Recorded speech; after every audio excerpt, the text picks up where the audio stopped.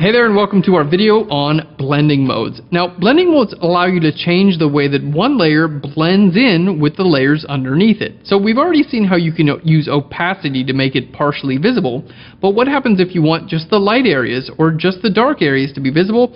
That's when you use blending modes. So in this example, we're going to show you how to use a blending mode to actually add color into a sky. So here in Photoshop, let's just double click on the background. We're going to open up both of our images. There we go. And let's go ahead and use our move tool, hold shift. I'm going to click and drag from one image to another, and let's hit F for full screen. Now, to start off with, let's go ahead and make this layer invisible. I just want to give you a little example of how these blending modes actually work.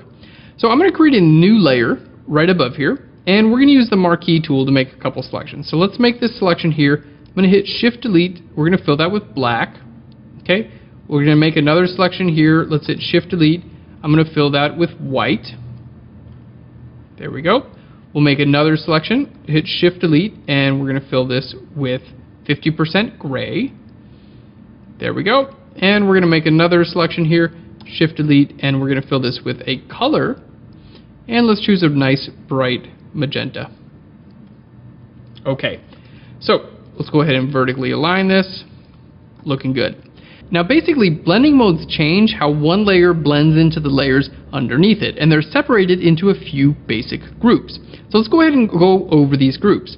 Now here you have your normal group, normal and dissolve. Okay, now you can always just scroll through these to kind of see how they work.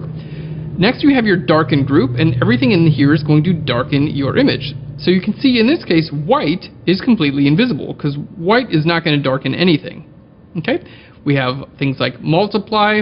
Basically, everything in your darken group calculates different ways of darkening your photo, and you can see white is completely invisible. Next we have our lighten group, and in this case you can see that black is completely invisible because black is not going to lighten anything.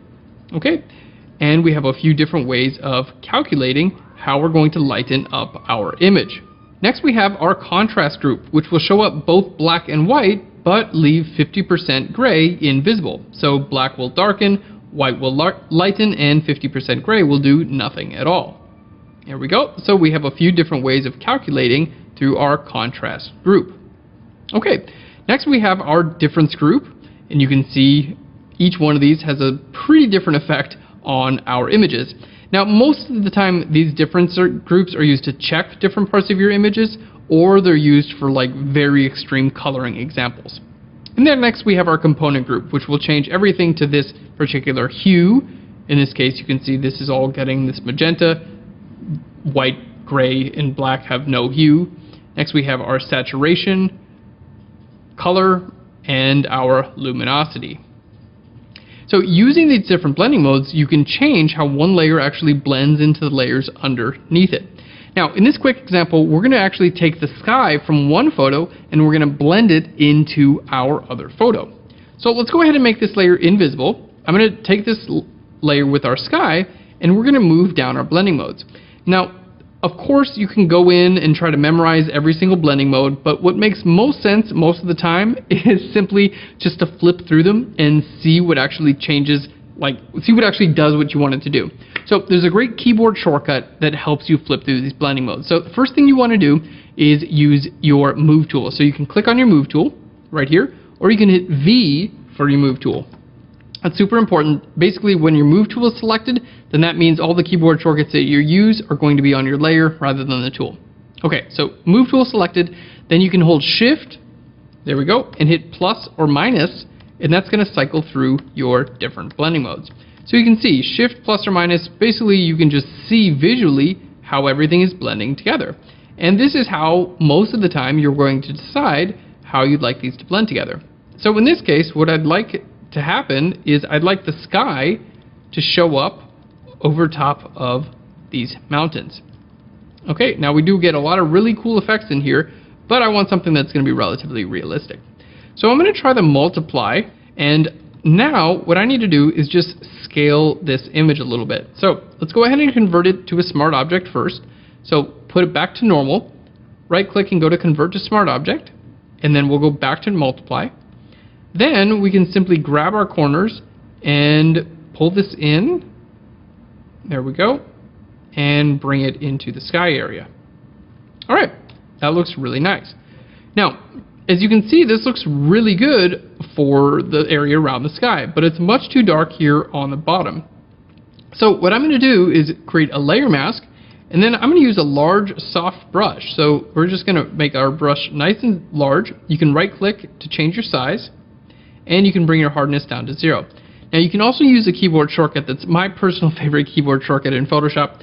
You hold Control and Option if you're on a Mac, and it's going to be Control and Alt on a PC. And then click and drag from left to the right to make your brush larger or smaller, and up and down makes it harder or softer. It's really nice. So let's go ahead now. I'm just going to paint black on my layer mask right over here. Simply just hide this area of that other photo. Alright, there we go. So we're basically adding this color. Now, the other thing that we're going to notice is this like light color here. I want that to kind of like show up over top of these mountains a little bit more. So let's create a new layer. I'm going to use my brush tool and hold Alt or Option and sample this color. And now I'm just going to paint here. Let's just choose a really nice big brush here. I'm just going to paint in over top of these mountains just like this.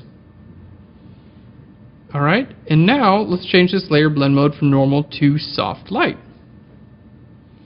And you can see it just adds a little bit of that lightness right into the mountains, and it's going to help it make it look a little bit more realistic.